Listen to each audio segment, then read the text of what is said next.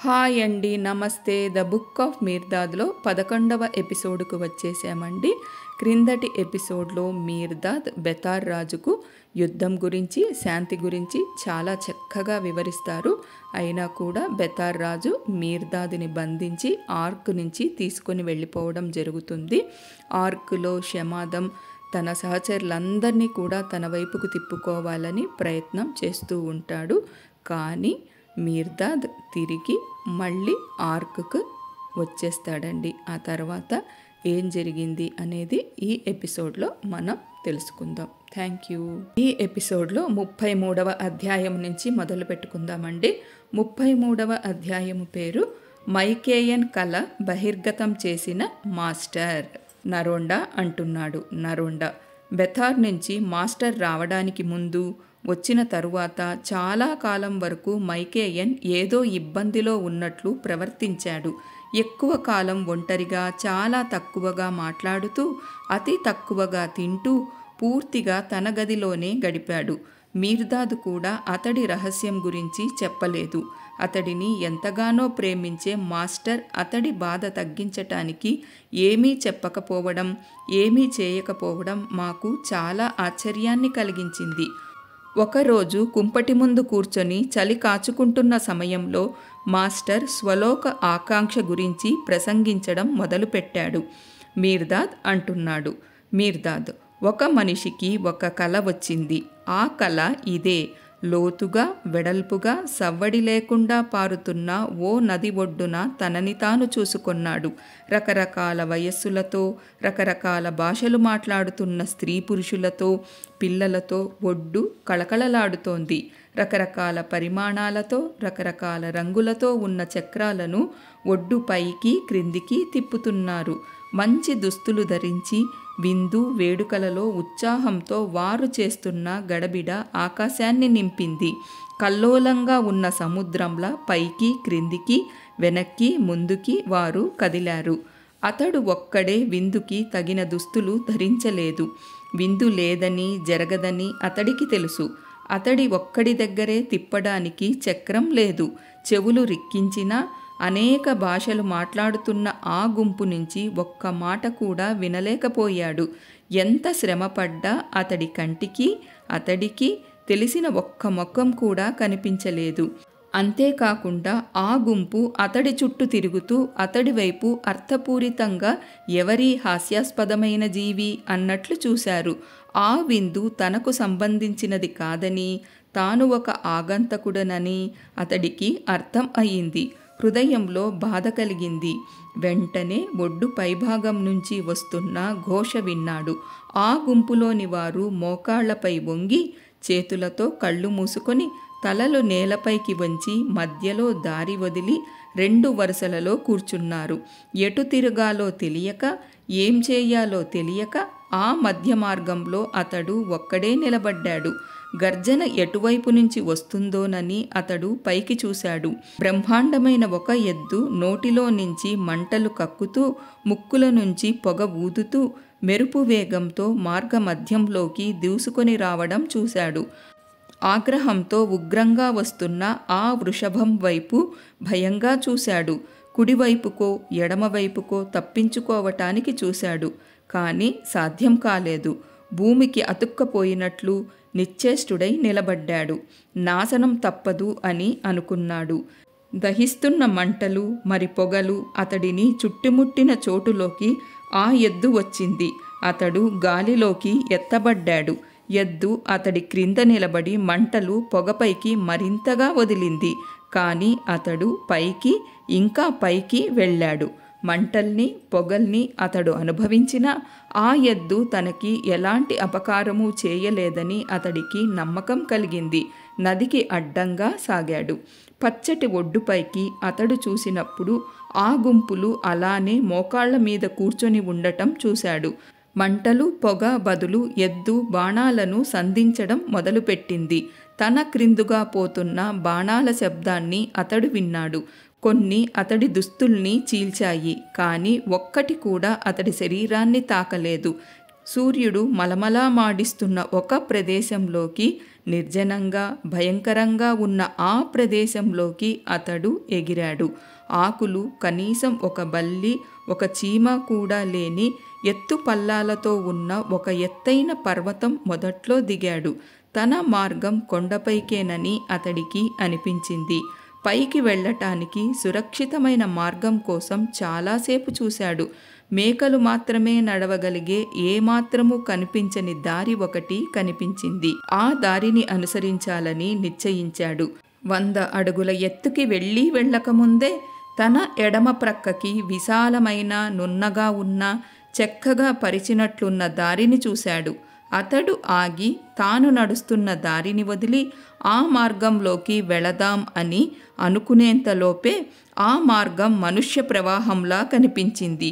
అందులో సగం మంది కష్టపడి పైకి ఎక్కుతుంటే మిగిలిన వారు తలక్రిందులుగా పర్వతం క్రిందికి దిగుతున్నారు. లెక్కలేనంత మంది స్త్రీ పురుషులు కష్టపడి పైకెక్కుతూ మరి తలక్రిందులుగా క్రిందికి జారుతూ, జారేటప్పుడు మూలుగుతూ భయం కలిగేలా అరుస్తున్నారు. ఈ విపరీతమైన, అసహజమైన విషయాన్ని కొంతసేపు గమనించాడు అతడు. పర్వతం పైన ఒక పెద్ద పిచ్చాస్పత్రి ఉండి ఉంటుందని, కిందికి దొర్లుతున్నవారు అందులో నుంచి తప్పించుకొని వచ్చిన వారై ఉంటారని అనుకున్నాడు. అయినా మెలికలతో నిండిన తన దారిలోనే పడుతూ లేస్తూ వెళ్ళాడు. కొంత ఎత్తులో మానవ ప్రవాహం ఇంకిపోయింది. మార్గం కనిపించకుండా పోయింది. నల్లగా మసకగా ఉన్న పర్వతంలో అతడు ఒంటరిగా మిగిలాడు. దారి చూపించే చేయి గాని, దిగజారిపోతున్న అతడి ధైర్యానికి అండగా నిలిచే, కోల్పోతున్న శక్తికి ఊతంగా నిలిచే కంఠధ్వని కానీ ఏదీ లేదు. శిఖరాగ్రాన్ని చేరడమే తన ధ్యేయం అన్న నమ్మకం మాత్రం ఉంది. కాళ్ళీడ్చుకుంటూ దారిని రక్తసిక్తం చేస్తూ ముందుకు సాగాడు. చాలా కష్టపడి రాళ్ళు లేని మెత్తటి నేల దగ్గరికి వచ్చాడు. అక్కడక్కడ మొలకలెత్తుతున్న సున్నితమైన గడ్డి కుచ్చులను చూసి అవ్యక్తమైన ఆనందాన్ని పొందాడు. కోమలంగా ఉన్న గడ్డి, ముఖమల్లా మెత్తగా ఉన్న మన్ను, సువాసనాభరితమైన గాలి లాలించడంతో తనలోని చివరి బొట్టు శక్తిని పోగొట్టుకున్నట్లు అనిపించింది. అతడు నిద్రలోకి జారాడు. ఎవరిదో చేతి స్పర్శ. లే, శిఖరాగ్రం కనుచూపు మేరలో ఉంది. అక్కడ నీకోసం వసంత ఋతువు ఎదురు చూస్తోంది అన్న కంఠధ్వనితో అతడు మేల్కొన్నాడు. ఆ చేయి, ఆ కంఠం మిరమిట్లు గొలిపే తెల్లటి దుస్తులు ధరించిన స్వర్గలోక వాసి అయిన ఒక అందమైన కన్యది. సున్నితంగా చేయి పట్టుకుని లేపింది ఆమె. సేద తీర్చుకుని చైతన్యంతో లేచాడు. అతడు శిఖరాగ్రాన్ని అస్పష్టంగా చూశాడు. వసంత ఋతువు వాసన పసికట్టాడు. మొదటి అడుగు ముందుకు వేయటానికి పాదం ఎత్తగానే అతడు కల నుంచి మేల్కొన్నాడు.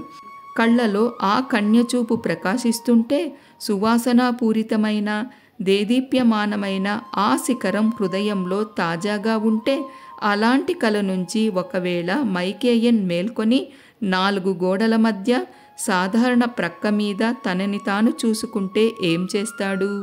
మైకేయన్ అంటున్నాడు. మైకేయన్ ఏదో కుట్టినట్లు, ఆ కల నాదే, ఆ కల కన్నవాడిని నేనే, ఆ కన్య, పర్వత శిఖర దృశ్యాలు నావే.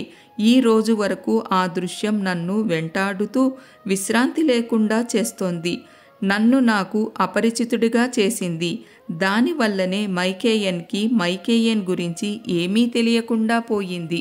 బెతార్కి నిన్ను తీసుకొని వెళ్ళిన తర్వాత కొంతకాలానికే నేను ఆ కలను కన్నాను. ఏ విధంగా నువ్వు ఆ నా కలను అంత నిర్దిష్టంగా వివరించగలిగావు? నువ్వు ఏ రకమైన మనిషివి? మనుష్యుల కలలు కూడా నీకు దృగ్గోచరం. ఆహా, ఆ శిఖరం పైన స్వేచ్ఛ. ఆహా, ఆ కన్య అందం. ఆ అందంతో పోలిస్తే మిగిలినవన్నీ ఎంత సాధారణమైనవి. వాటి కోసం నా ఆత్మ నన్ను ఎంతగానో పరితపింపచేసింది. బెతార్ నుంచి నువ్వు రావడం నేను చూసిన రోజే నా ఆత్మ మళ్ళీ నాతో కలిసింది. అప్పుడే ప్రశాంతతను, శక్తిని పొందాను. అప్పటి నుంచి ఆ భావన నన్ను వదిలింది. ఇప్పుడు మళ్ళీ కనిపించని తంతువులు ఏవో నన్ను నా నుంచి వేరు చేస్తున్నాయి. నన్ను కాపాడు. ఆ దృశ్యం కోసం నేను నిర్వీర్యం అవుతున్నాను. మీర్దాద్ అంటున్నాడు. నువ్వు ఏం అడుగుతున్నావో నీకు తెలియదు మైకేయన్. నీ రక్షకుడి నుంచి నువ్వు రక్షింపబడాలనుకుంటున్నావా? మైకేయన్: హాయిగా ఇల్లులా ఉన్న ఈ ప్రపంచంలో ఇల్లు వాకిలి లేనివాడిలా భరించలేని చిత్రవద అనుభవించడం నుంచి తప్పించుకోవాలనుకుంటున్నాను. ఆ కన్యతో ఆ శిఖరంపై ఉండాలని ఉంది. మీర్దాద్: నీ హృదయం స్వలోక ఆకాంక్షతో నిండింది. ఆనందించు. నీ దేశాన్ని, నీ ఇంటిని కనుక్కుంటావని, ఆ కన్యతో ఆ శిఖరం పైన ఉంటావని నీ కల తిరుగులేని వాగ్దానం నీకు చేసింది. అభియార్ అంటున్నాడు: ఈ స్వలోక ఆకాంక్ష గురించి ఇంకా చెప్పండి. ఏ ఆనవాళ్లతో దానిని మేం గుర్తించగలం?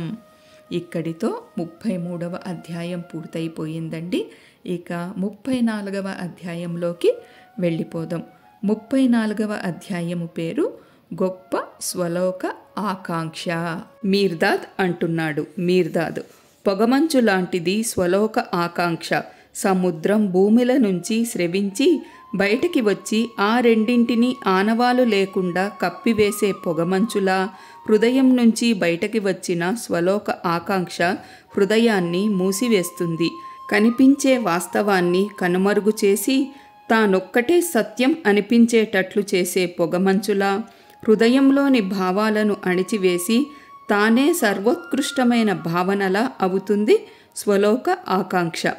పొగమంచులా ఆకారం, లక్ష్యం, రూపం లేనట్లు కనిపించినా అది మంచులానే ఇంకా పుట్టని ఆకారాలతో నిండి స్పష్టమైన చూపుతో నిర్దిష్టమైన అభిప్రాయం కలిగి ఉంటుంది.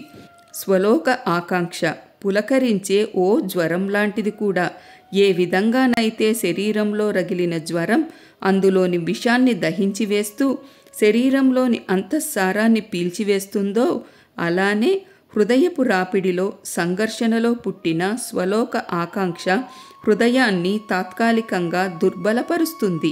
కల్మషాన్ని, అనావశ్యకమైన అవసరం లేని ప్రతి దాన్ని దహించివేస్తుంది.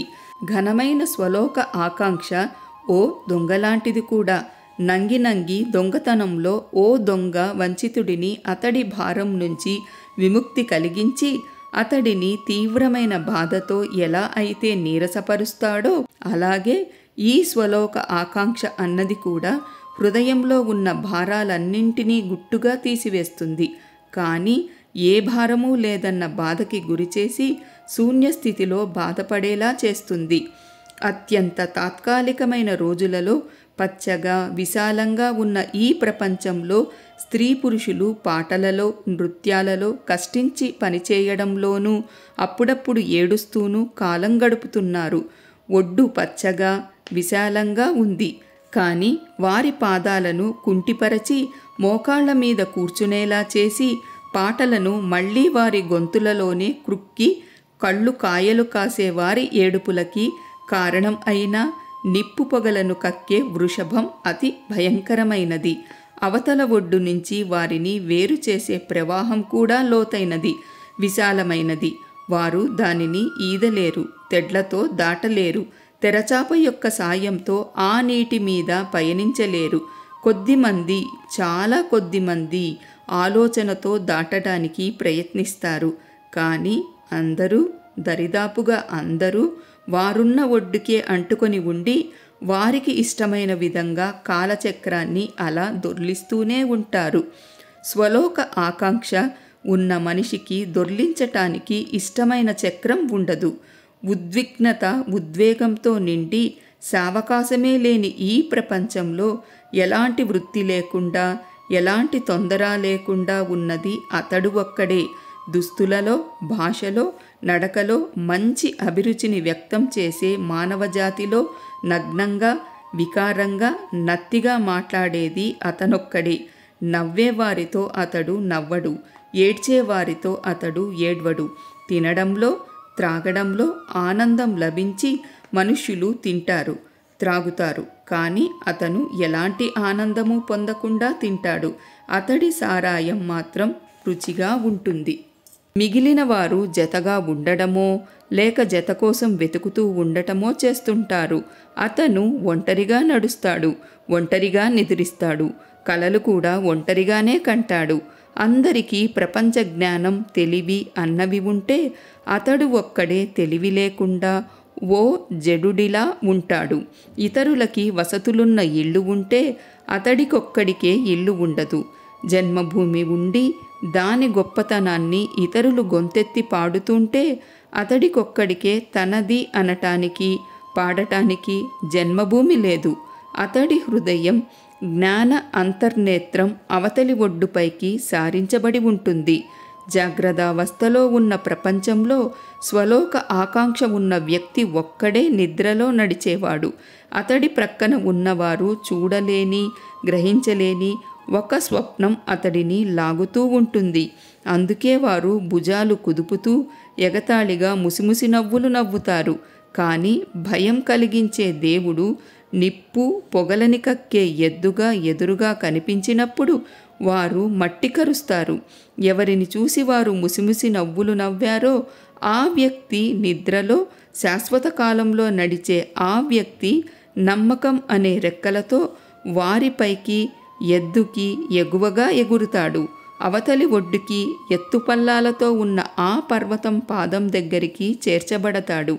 నిద్రలో నడిచే వ్యక్తి నిస్తారంగా, నిస్తేజంగా, నిర్మానుష్యంగా ఉన్న భూమిపై ఎగురుతాడు. కానీ నమ్మకానికి ఉన్న రెక్కలు చాలా శక్తివంతమైనవి. అతడు ఇలా ఎగురుతూనే ఉంటాడు. అతడు దిగే పర్వత పాదం మసకమసకగా ఒళ్ళు జల్లుమనేలా ఉంటుంది. కానీ నమ్మకం ఉన్న హృదయం జయించబడదు. అది ధైర్యంగా, శాశ్వతంగా కొట్టుకుంటూనే ఉంటుంది. కొండపైకి అతడు ఎక్కే దారి రాళ్లతో నిండి జారిపోతూ కనిపించకుండా ఉంటుంది.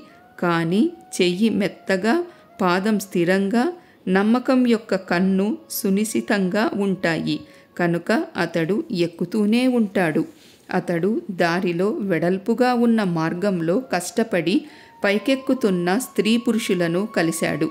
శిఖరాగ్రం చేరుకోవాలన్న ఆపేక్షతో ఉన్న ఆ స్త్రీ పురుషులు కొంత స్వలోక ఆకాంక్ష ఉన్నవారు. వారికి గ్రుడ్డి, కుంటి మార్గదర్శి ఉన్నాడు. కంటితో చూసేదాన్ని, చెవితో వినేదాన్ని, చేతితో స్పర్శించేదాన్ని, ముక్కుతో చూసే వాసనని, నాలుకతో చూసే రుచిని మాత్రమే వారు నమ్ముతారు. ఆ నమ్మకమే వారి మార్గదర్శి. వారిలో కొందరు పర్వతం మడమలను దాటి పైకి వెళ్ళలేరు. కొందరు దాని మోకాలి వరకు, మరికొందరు తుంటి వరకు, చాలా కొద్ది మంది నడుము వరకు చేరుతారు. కానీ అందరూ వారి మార్గదర్శితో సహా జారి దొర్లుకుంటూ పర్వతం అడుగుకి పడతారు. చూడవలసిన దాన్నంతా ఓ చర్మచక్షువు చూడగలదా? వినవలసిన దాన్నంతా ఓ భౌతికమైన చెవి వినగలదా? స్పర్శ ద్వారా గ్రహించవలసిన దాన్నంతా చేయి గ్రహించగలదా? వాసన చూడవలసిన దాన్నంతా ముక్కు చూడగలదా? రుచి చూడవలసిన దాన్నంతా నాలుక రుచి చూడగలదా? దివ్య భావనాశక్తి నుంచి ఉద్భవించిన నమ్మకం వాటి సహాయానికి వస్తేనే ఇంద్రియాలు సమగ్రంగా గ్రహించగలవు. అప్పుడే శిఖరానికి నిచ్చెనలుగా అవి మారగలవు. నమ్మకం లేని ఇంద్రియాలు నమ్మదగిన మార్గదర్శులు కాజాలవు. వాటి మార్గం విశాలంగా, నున్నగా ఉన్నట్లు కనిపించినా కనిపించని గోతులు, వలలు ఎన్నో ఉన్నాయి. స్వేచ్ఛా శిఖరాన్ని చేరుకోవడానికి ఆ మార్గం ఎన్నుకున్నవారు దారిలో చనిపోతారు లేదా జారిపడి దొర్లుకుంటూ వారు బయలుదేరిన చోటికే తిరిగి చేరుకుంటారు. విరిగిన వారి ఎముకల పట్ల, తగిలిన గాయాల పట్ల తగిన శ్రద్ధ తీసుకుంటూ ఉంటారు. స్వల్ప స్వలోక ఆకాంక్షలో ఉండేవారు ఇంద్రియాలతో ఒక ప్రపంచాన్ని నిర్మించినా త్వరలోనే అది అతి చిన్నగా, అతి ఇరుకుగా ఉందని తెలుసుకుంటారు. కాబట్టి వారు పెద్దగా, ఉన్నతంగా ఉండే ఇల్లు కావాలనుకుంటారు. క్రొత్త వస్తువులను, క్రొత్త వాస్తుశిల్పిని వెతికే బదులు పాత వాటినే శోధించి పాత శిల్పి ద్వారానే, ఇంద్రియాల ద్వారానే నమూనా తయారు చేసి పెద్ద ఇల్లు నిర్మాణం అయిపోగానే అది కూడా పాత ఇంటిలానే చిన్నగా, ఇరుకుగా ఉందని తెలుసుకుంటారు. ఇళ్లను పడగొడుతూ మళ్ళీ నిర్మిస్తూ ఉంటారు. కానీ వారు ఎప్పటికీ వారికి కావలసిన సదుపాయాలతో వారు కోరుకుంటున్న స్వేచ్ఛ ఇచ్చే ఇంటిని నిర్మించుకోలేరు. వంచన నుంచి కాపాడబడటానికి వారు మోసగాళ్లపైనే ఆధారపడతారు. వేయించే పెనం నుంచి మంటలోకి దూకిన చేపల వారు ఒక చిన్న ఎండమావి నుంచి పరుగెత్తుకు వెళ్ళి ఇంకొక పెద్ద ఎండమావి వైపు ఆకర్షింపబడతారు. గొప్ప స్వలోక ఆకాంక్ష మరి స్వల్ప స్వలోక ఆకాంక్ష ఉన్నవారి మధ్య స్వలోక ఆకాంక్షే లేని కుందేళ్ల లాంటి మనుష్యుల గుంపులు ఎన్నైనా ఉన్నాయి. వారి గోతులు వారే తవ్వుకొని అందులోనే జీవించి పిల్లలని కని అందులో చనిపోవడంలోనే తృప్తి చెందుతారు. వారి నివాసాలు వారికి చాలా అందంగా, చాలా విశాలంగా, చాలా వెచ్చగా ఉంటాయి. వాటిని వైభవంగా ఉండే రాజప్రసాదాలతో కూడా మార్చుకోవటానికి వారు ఇష్టపడరు. గుర్తులు కూడా లేకుండా చాలా కష్టతరమైన ఒంటరిదారిలో నడిచేవారిని, నిద్రలో నడిచేవారిని చూసి వారు నవ్వుతారు. కోడిపెట్ట పొదిగి కోళ్లగూటిలో మూసిపెట్టబడిన ఈగిల్ పక్షి లాంటి వాడు తోటి మనుష్యులతో కలిసి ఉండే స్వలోక ఆకాంక్ష ఉన్నవాడే. సోదర కోడిపిల్లలు తల్లి కోడి ఈగల్ని వాటిలో ఒకటిగా ఉన్న వాటి అలవాట్లు ప్రవర్తన అలవర్చుకొని వాటిలానే బ్రతకాలని అనుకుంటాయి. కానీ అతడు ఈగల్ పక్షి మాత్రం అవి తనలాగే అవధులు లేని ఆకాశాన్ని గురించి, స్వేచ్ఛతో కూడిన గాలి గురించి కలలు కనాలని అనుకుంటుంది. కానీ త్వరలోనే అతడు వారి మధ్య తానొక పరలోకీయుడిగా, ఓ సంఘ బహిష్కుడిగా ఉన్నట్లు తెలుసుకుంటాడు. అన్నీ తల్లితో సహా అతడిని ముక్కుతో పొడుస్తాయి. అతడి రక్తంలోని శిఖరాగ్రపు పిలుపు కోడిగూటిలోని కంపుకి, ముక్కుకి ఇబ్బందిని కలిగిస్తాయి. రెక్కలు పూర్తిగా వచ్చే వరకు ఆ ఇబ్బందులను అతడు మౌనంగా భరిస్తాడు. కానీ ఆ తర్వాత గాలిలోకి ఎగురుతూ గింజల కోసం, పురుగుల కోసం భూమిని త్రవ్వుతున్న తన పూర్వపు సోదరులపైన, తల్లిపైన ప్రేమపూర్వకమైన వీడ్కోలు దృష్టిని విసురుతాడు. మైకేయన్, సంతోషించు, నీది ఒక ప్రవక్త స్వప్నం.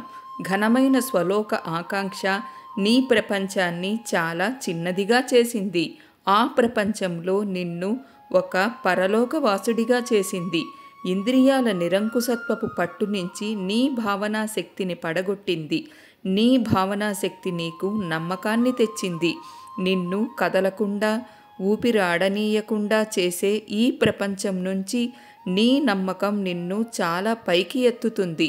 ఈ నమ్మకం నువ్వు సత్యశోధనకు గురి కావటానికి, అట్టడుగున ఉండే సందేహాలను నివృత్తి చేసుకోవటానికి, బావురుమనే శూన్యంలోకి, ఎగుడుదిగుడుగా ఉండే పర్వతంపైకి నిన్ను తీసుకొని వెళుతుంది.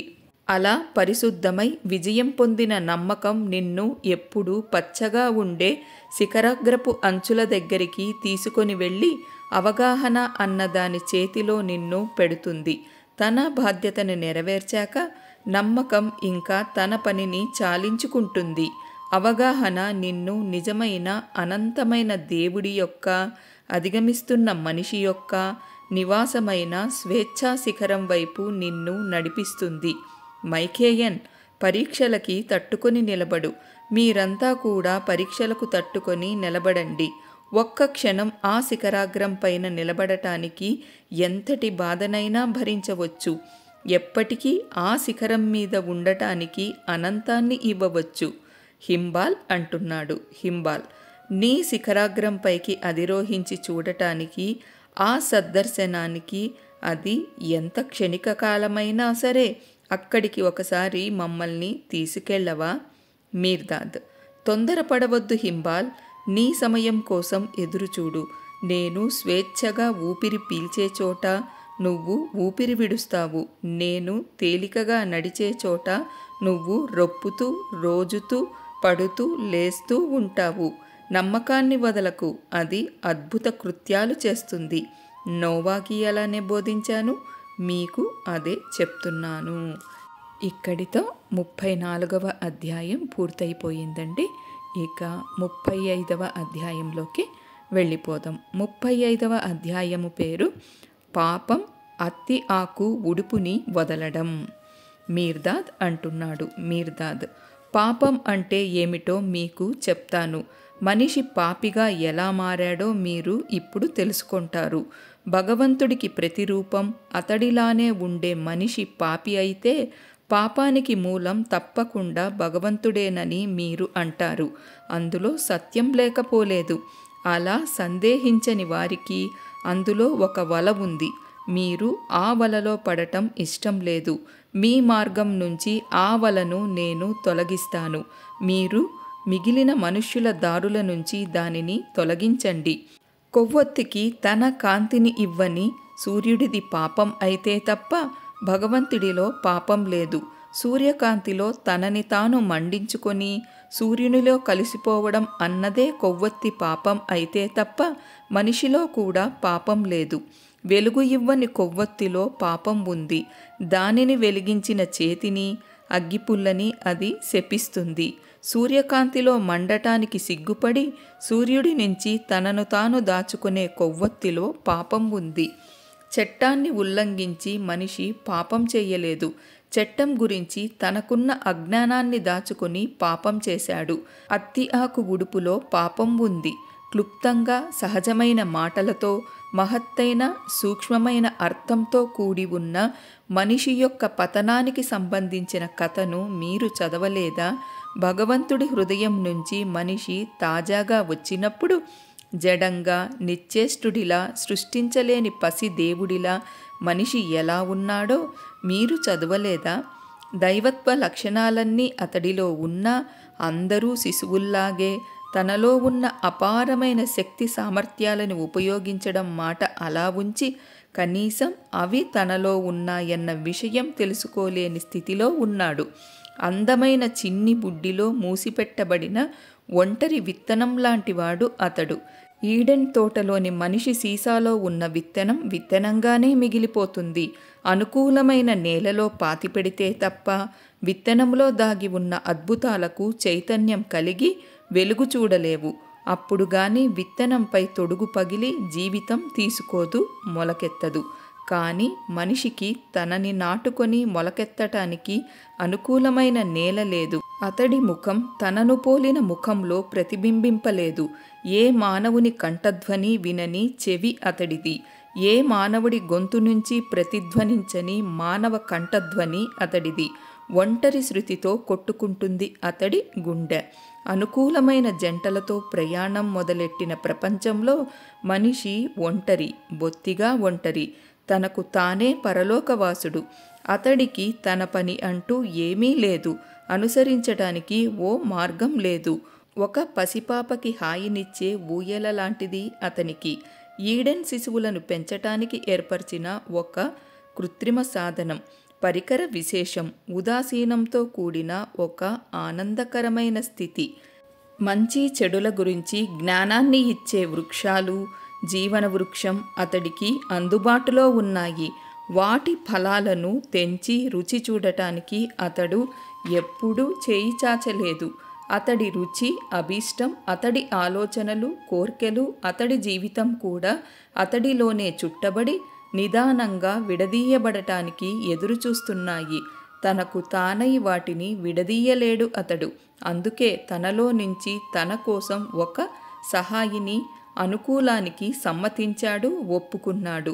దివ్యత్వంతో శక్తివంతమై సాయంతో సమృద్ధిగా ఉన్న తనలో నుంచి కాకుండా ఇంకెక్కడి నుంచి అతడికి సాయం లభిస్తుంది? ఇది చాలా ముఖ్యమైనది. ఈ క్రొత్త దుమ్ము ఊపిరి కాదు, అది ఆదాము దుమ్ము, ఆదాము ఊపిరే. అతడి ఎముకలలో ఎముక, అతడి శరీరంలో శరీరం. వేరే జీవి రంగంలో ఎక్కడా కనిపించదు. అదే ఆదాము రెండుగా, ఒక మగ ఒక ఆడ ఆధారంగా చేయబడ్డాడు. ఆ విధంగా ప్రతిబింబించని ముఖంతో ఒంటరిగా ఉన్న ఆదాము ఒక సహచరిని, ఒక అద్దాన్ని పొందాడు. ఏ మానవ కంఠధ్వనిలోనూ ప్రతిధ్వనించని పేరు ఈడెను సందుల్లో, దారుల్లో పైకి క్రిందికి తీయటి పల్లవిలా ప్రతిధ్వనించడం మొదలెట్టింది. ఒంటరి హృదయంలో ఒంటరిగా చప్పుడు కాకుండా కొట్టుకుంటున్న గుండెధ్వని తన సహచరి గుండెలో ప్రతిధ్వనించడం, కొట్టుకోవడం మొదలయ్యింది. అగ్నికణం లేని ఉక్కు అగ్నికణాలను సమృద్ధిగా తెచ్చే చెకుముకి రాయిని ఆ విధంగా ఎదుర్కొంది. ఆ విధంగా వెలిగింపబడిన కొవ్వొత్తి రెండు ప్రక్కల నుంచి వెలిగించబడింది. విరుద్ధమైన చివరల నుంచి వస్తున్నట్లు కనిపించినా ఒక్కటే ఒత్తి, ఒక్కటే కొవ్వొత్తి, ఒక్కటే వెలుగు. ఆ విధంగా సీసాలోని విత్తనం తాను మొలకెత్తి తనలోని అద్భుతాలను బహిర్గతం చేయటానికి అనుకూలమైన నేలను కనుక్కుంది. ఏకత అన్నది తనకు తెలియకుండానే అన్ని విభజనలను పొందుతుంది. తన గురించి తనకు తెలియని ఏకత విభజనను సృష్టిస్తుంది. విభజనలోని రాపిడి వైరుధ్యాల ద్వారా తన ఏకతను చివరికి అర్థం చేసుకుంటుంది. దానిలో కూడా మనిషి భగవంతుని యొక్క విశ్వాసం గల ప్రతిబింబం, ప్రతిరూపం, మూలాధార చైతన్యం అయిన భగవంతుడు ఇతరులకి మాటల ద్వారా కనిపిస్తాడు. పవిత్ర అవగాహనలో మాట, చైతన్యం ఏకం అవుతాయి. విభజన అన్నది శిక్ష కాదు. ఏకత ప్రకృతిలోని సహజమైన రూపక్రియ. తనలో సత్యాన్ని విశదపరచటానికి విభజన అవసరం. వేరే విధంగా ఆలోచించడం ఎంత తెలివి తక్కువతనం. 70 సంవత్సరాలలోనో 60 కోట్ల సంవత్సరాలలోనో బ్రహ్మాండమైన ఈ ప్రక్రియ పూర్తి అవుతుందనుకోవడం ఎంత తెలివి తక్కువతనం. భగవంతుడిగా మారడం అంత చిన్న విషయమా? అనంతాన్ని ఇవ్వగల భగవంతుడు తనలో ఏకతను సాధించి తనలోని దైవత్వాన్ని, భగవంతుడితోటి తన ఏకతను తెలుసుకొని ఈడెన్ను, ఆ స్థానాన్ని తిరిగి పొందటానికి మనిషికి 70 సంవత్సరాలు మించకుండా కేటాయించేటంతటి కఠినుడైన పిసినారి యజమాన. విభజనా మార్గం సుదీర్ఘమైనది. పంచాంగంతో దానిని కొలిచేవారు తెలివి తక్కువవారు. నక్షత్ర భ్రమణాల ద్వారా కూడా అనంతం లెక్కపెట్టబడదు.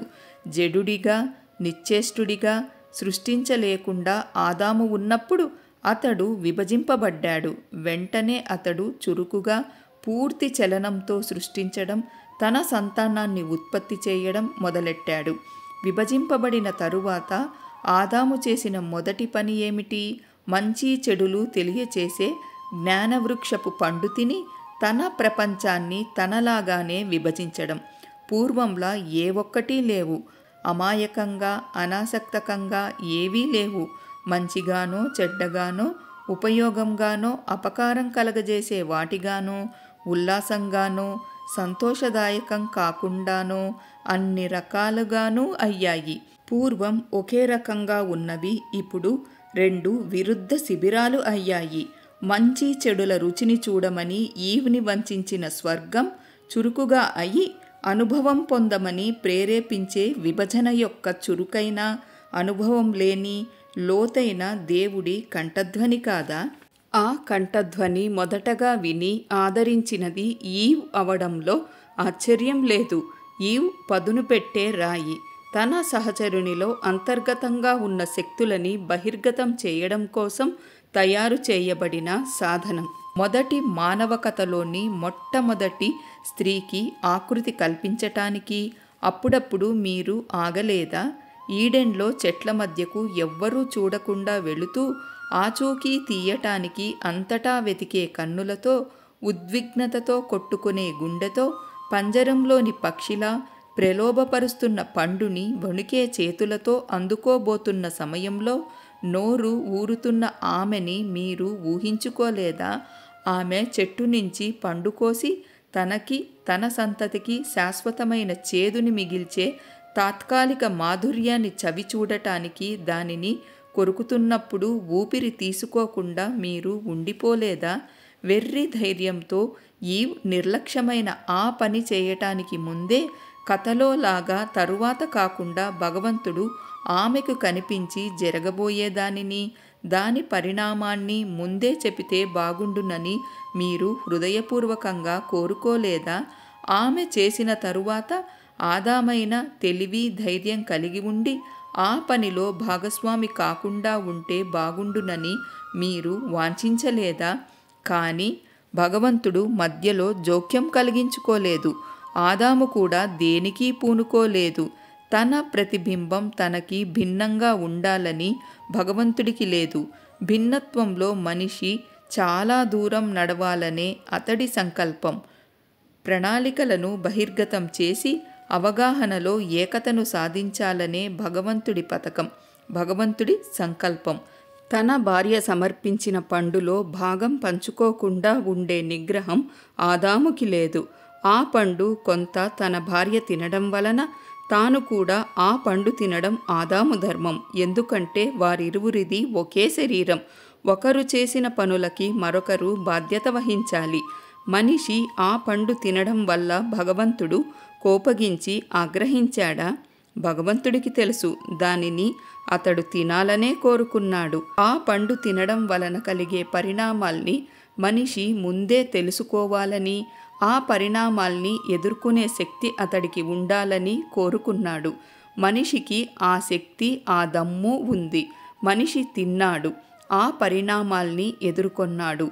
చావు దాని పరిణామం. దైవ సంకల్పంతో చురుకుగా విభజింపబడిన మనిషి వెంటనే ఉదాసీనమైన ఏకతకి చనిపోయాడు. కాబట్టి చావు శిక్ష కాదు. విభజనలో అంతర్గతంగా ఉండే జీవితంలో అది ఒక దశ. విభజన ప్రకృతి స్వభావం ఏమిటంటే అది అన్నింటినీ విభజిస్తుంది. ప్రతిదానికి ఒక నీడను, ఒక ప్రతిబింబాన్ని ఇస్తుంది. ఈవులో తన నీడను, తన ప్రతిబింబాన్ని పుట్టించాడు ఆదాము. వారి సంఘటిత జీవితానికి మృత్యువు అనే నీడను ఒకరినొకరు ప్రతిబింబాలైన ఇద్దరూ కలిసి పుట్టించారు. కానీ ఆదాము, ఈవులను మృత్యువు మరుగుపరచిన భగవంతుడి జీవితంలో నీడలేని జీవితాన్ని కొనసాగించారు. ఈ ద్విత్వం అన్నది, ఈ విభజన అన్నది ఎప్పుడూ ఉండే సంఘర్షణకు, ఒకానొక నిత్య రాపిడికి దారితీస్తుంది. రెండు పరస్పర విరుద్ధ ధృవాలు ఈ నిరంతర సంఘర్షణలో ఒకదాని అంతం మరొకటి వెతుకుతున్నట్లుగా మనకు ఇదంతా భాసిస్తుంది. వాస్తవానికి పరస్పర శత్రువులుగా భ్రాంతి కలిగించే ఆ రెండూ కూడా స్వయం పూర్ణతను, స్వయం సఫలతను కలిగించుకుంటూ చేయి చేయి కలిపి పనిచేస్తున్నాయి. అంతిమంగా పూర్ణ శాంతి, ఏకత, పవిత్ర అవగాహన అనబడే సమతూకం వీటి సిద్ధి కోసం. అయితే ఈ భ్రాంతి అన్నది ఇంద్రియాలలో వ్రేళ్ళూని ఉంది. ఇంద్రియాలు ఉన్నంతవరకు ఆ భ్రాంతి అలానే ఉంటుంది.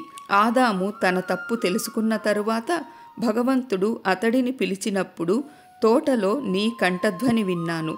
నగ్నంగా ఉండటంతో భయపడ్డాను. మరి నేను దాక్కున్నాను. అంతేకాకుండా నాతో కలిసి ఉండటానికి వచ్చిన స్త్రీ చెట్టు యొక్క పండుని ఇచ్చింది. అది నేను తిన్నాను అని చెప్పాడు. ఈ ఆదాము యొక్క ఎముక, మాంసం తప్ప వేరేమీ కాదు. క్రొత్తగా పుట్టిన ఆదాములోని నేను కళ్ళు తెరుచుకోగానే ఈవుతో, భగవంతుడితో, భగవంతుడి సృష్టితో సంబంధం లేనట్లు, తాను వేరు అయినట్లు, ప్రత్యేకత ఉన్నట్లు తనని తాను చూసుకోవడం మొదలెట్టింది. నేను అన్నది ఒక భ్రమ. కొత్తగా తెరుచుకున్న నేత్రం యొక్క భ్రమే భగవంతుడి నుంచి వేరైన వ్యక్తిగతమైన ఈ అస్తిత్వం. దానికి మూలాధార పదార్థం కానీ అస్తిత్వం కానీ లేదు. తన చావుతో మనిషి భగవంతుడి ఆత్మే తన ఆత్మ అని తెలుసుకోవడానికే అది పుట్టింది. బయట ఉన్న కన్ను అంధకారమయమై అంతర్నేత్రం ప్రకాశించినప్పుడు అది మాయం అవుతుంది. ఆదాముని అది కలవరపరిచినా అతడిలో ఆసక్తిని రేకెత్తించి అతడి భావనాశక్తిని ప్రలోభపరుస్తుంది. ఆత్మ గురించి చైతన్యమే లేని మనిషికి అతడి అహంభావాన్ని సంతృప్తిపరచటానికి, ప్రలోభం కలిగించటానికి పూర్తిగా తనదే అనుకునే ఆత్మ కావాలనుకుంటాడు. భ్రమ కలిగించే తన ఆత్మ వల్ల ఆదాము ప్రలోభానికి, అహంభావానికి గురి అయ్యాడు. కృత్రిమమైన, నగ్నమైన దానిని చూసి అతడు సిగ్గుపడ్డా దాని నుంచి విడిపోవటానికి అతడు ఇష్టపడలేదు. దానికి బదులు హృదయపూర్వకంగా క్రొత్తగా పుట్టిన, ఉద్భవించిన నైపుణ్యంతో దానిని హత్తుకున్నాడు. సునిశితంగా ఉండే భగవంతుడి దృష్టి నుంచి దూరంగా ఉండటానికి, తన నగ్నత్వాన్ని మరుగుపరుచుకోవటానికి అత్తి ఆకులు కలిపి కుట్టి ఒక ఉపవస్త్రాన్ని తయారు చేశాడు. నిష్కళంకత్వంతో పరమానంద స్థితిలో ఉన్న ఈడెన్ తనకే తెలియని ఏకత, విభజనకు లోనై అత్తి ఆకు ఉడుపు ధరించిన మనిషి నుంచి మాయం అయ్యింది. అతడికి జీవన వృక్షానికి మధ్య మంటలు వెదజల్లే కత్తులు పెట్టబడ్డాయి. మంచి చెడుల జంట ద్వారం నుంచి, ఈడెన్ నుంచి మనిషి బయటకు నడిచాడు. అవగాహన అనే ఒకే ద్వారం నుంచి అతడు మళ్ళీ లోపలికి వస్తాడు. అతడు నిష్క్రమించేటప్పుడు జీవన వృక్షానికి వెన్ను చూపించాడు.